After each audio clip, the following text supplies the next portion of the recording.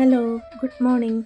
എല്ലാവർക്കും ഹാപ്പി വിഷു ആയിട്ട് ഇന്നൊരു day in my life video ചെയ്താലോ? രാവിലെ നേരത്തെ തന്നെ എണ്ണീറ്റ് വിളക്ക് കത്തിക്കുകയാണ് ഞാൻ. വിളക്ക് കൊളുത്തി മതിയാവോളം എൻ്റെ കണ്ണനെ കണി കണ്ടിട്ട് ചേട്ടനെയും അമ്പാടിയെയും വിളിച്ചുണർത്തി.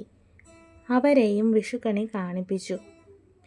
ചെറുപ്പത്തിൽ അമ്മ എങ്ങനെയാണോ ഞങ്ങൾക്ക് ഇത്തരം കാര്യങ്ങൾ ചെയ്തു തന്നത്, അതേപോലെ തന്നെ എൻ്റെ കുട്ടികൾക്കും ഇത്തരം സന്തോഷങ്ങളും അറിവും കിട്ടണമെന്നാണ് എൻ്റെ ആഗ്രഹം. രാവിലെ അടുക്കളയിൽ ചെന്നാൽ ഉടനെ അടുപ്പ് കത്തിച്ച് അരിയിടുക എന്നാണ് ഞാൻ ആദ്യം ചെയ്യാറ്. ഞങ്ങൾ വിറകടുപ്പിലാണ് ചോറൊക്കെ വെക്കുന്നത്. ഇന്ന് വിഷു ആയതുകൊണ്ട് ഫുൾ ടൈം ഏട്ടൻ ഞങ്ങൾക്കൊപ്പം ഉണ്ടാകണമെന്ന് റിക്വസ്റ്റ് ചെയ്തിട്ടുണ്ട്.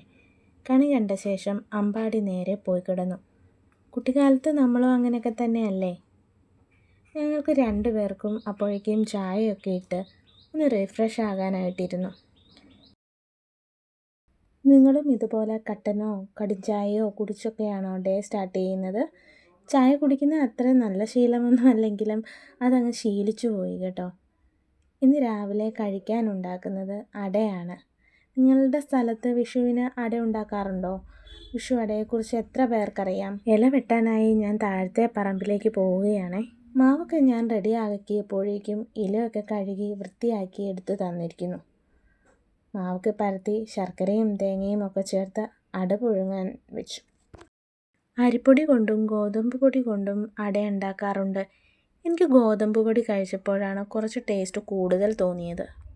അത്രയും ചെയ്ത് വന്നപ്പോഴേക്കും കുഞ്ഞ് എണ്ണീറ്റു കേട്ടോ.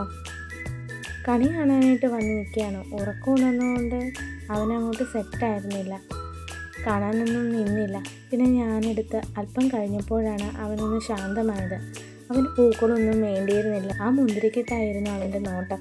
ഉച്ചയ്ക്ക് വിളക്കിനൊക്കെ വെക്കേണ്ടത് കൊണ്ട് തന്നെ നേരത്തെ കുളിയും കഴിഞ്ഞു. അത് കഴിഞ്ഞ് ഞങ്ങൾ രണ്ടാളും രണ്ടുപേർക്കും കൈനീട്ടമൊക്കെ കൊടുത്തു. ഇന്ന് രാവിലെ അലക്കൊന്നും ഇല്ലായിരുന്നു. ഇന്നലെ രാത്രിയിൽ മെഷീനിൽ അലക്കിയതെല്ലാം ഒന്ന് വിരിച്ചിട്ടു. അപ്പോഴത്തേക്കും അട റെഡിയായി. ഞങ്ങളെല്ലാവരും അത് കഴിച്ചു കഴിഞ്ഞപ്പോഴേക്കും അച്ഛനും മോനും പുറത്തേക്ക് പോയി. പിന്നെ ഞാൻ തന്നെയായിരുന്നു കുക്കിംഗ് വീഡിയോ എടുക്കൽ പാചകവുമൊക്കെ. തേങ്ങയൊക്കെ ചിരണ്ടി തന്നിട്ടാണ് ആൾ പോയത്. പച്ചക്കറികളൊക്കെ രാത്രിയിലെ അരിഞ്ഞു വെച്ചിരുന്നു. അതുകൊണ്ട് തന്നെ ഒറ്റയടിക്ക് അരപ്പൊക്കെ ആദ്യം തന്നെ തയ്യാറാക്കി വെച്ചു. അവിയലിനും പച്ചടിക്കും പിന്നെ ഒരു പരിപ്പ് കറിക്കും കൂടെ ആയിരുന്നു. ഒത്തിരി കൂട്ടം കറികളൊന്നും ഇല്ലെങ്കിലും സദ്യ എന്ന് പറയുമ്പോൾ ഇഞ്ചിക്കറി അച്ചാറൊക്കെ വേണ്ടേ? നോൺ വെജ് വിഷുവിന് ഒരുക്കുന്നവരുണ്ടോ നിങ്ങളിൽ ആരെങ്കിലും? കമൻ്റ് ഇടണേ. 2 മണിക്ക് തന്നെ ചോറും കൂട്ടാനും റെഡിയാക്കണം. അതായിരുന്നു എൻ്റെ ടാസ്ക്.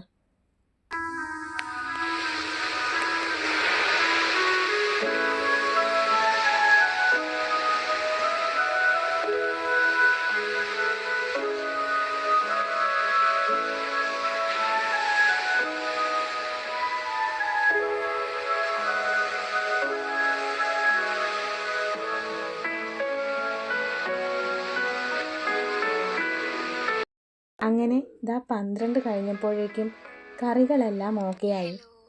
ഓണത്തിനും വിഷുവിനും ഞങ്ങൾ പായയൊക്കെ തറയിലിട്ട് എല്ലാവരും ഒരുമിച്ചിരുന്നാണ് കഴിക്കാറ്. അച്ഛൻ വിളക്കത്ത് വെച്ചപ്പോഴേക്കും ഞാൻ ചോറും കറികളും ഒക്കെ വിളമ്പി.